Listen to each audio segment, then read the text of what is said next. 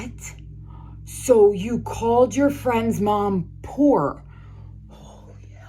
Okay, emotions on the shelf. I'm like, get curious. Don't condemn, get curious. Why did you do that, buddy? I know, like, what was the conversation? Oh, well, I told him about this really cool bracelet that I think we should get, like buddy bracelet thing. And it was $2. And he said that his mom wouldn't let him get it. And so I thought, well, if he can't get a $2 bracelet, that means that she's poor. He's literal.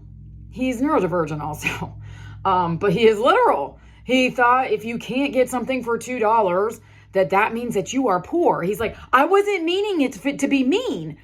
And I truly believe that. I think sometimes kids just say things because they just observe and they're literal and they don't always understand all the nuances. They don't understand all of the empathy involved yet. And they have to learn that. And I was like, oh, I see.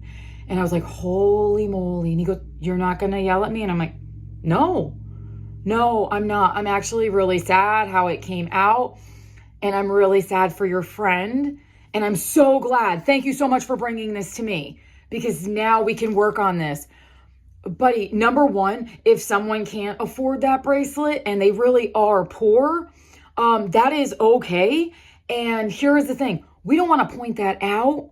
If I said to you, if I called you poor, how might that make you feel? And he was like, maybe embarrassed, ashamed, and aha. And so I said, but here's the other part. I said, so it doesn't automatically mean that you're poor. Need you to understand that. But number two, I said, you know, his birthday party is coming up at the end of next month. I said, you know how like sometimes we won't buy certain things at certain times? You'll ask even for a candy that's $1, but you know what? It's not in the budget for today. We're not going to do that for today because we're doing this other stuff.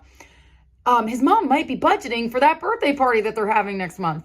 We don't know the reasons and it's none of our business. So it doesn't automatically mean that someone is poor. They could just be very mindful of their money. I said, so what do you think we should do now that you understand this better? And he said, well, my teacher made me apologize. I get that. I said, but the apology wasn't from your heart. Right? You didn't understand what you were really apologizing for. You knew that you had upset him and you knew that it felt mean to him, but you didn't understand why. And so now, number one, I'm going to talk to his mom. And I did. I explained what happened. I'm going to show him we're safe. It's uncomfortable, but we are safe to face the things that we do, the missteps that we make. And a big thing that we do is we can acknowledge what we did. And even though we didn't understand it, it still did hurt his feelings. And we can own that. And we can apologize from our heart now that even though we didn't mean it that way, it still hurt him.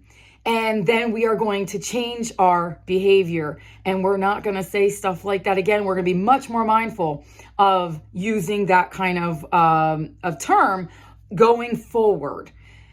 We can't change the things that kids do. Sometimes they say things that are literal. Sometimes we say things that we know better and we're still, we're just humans.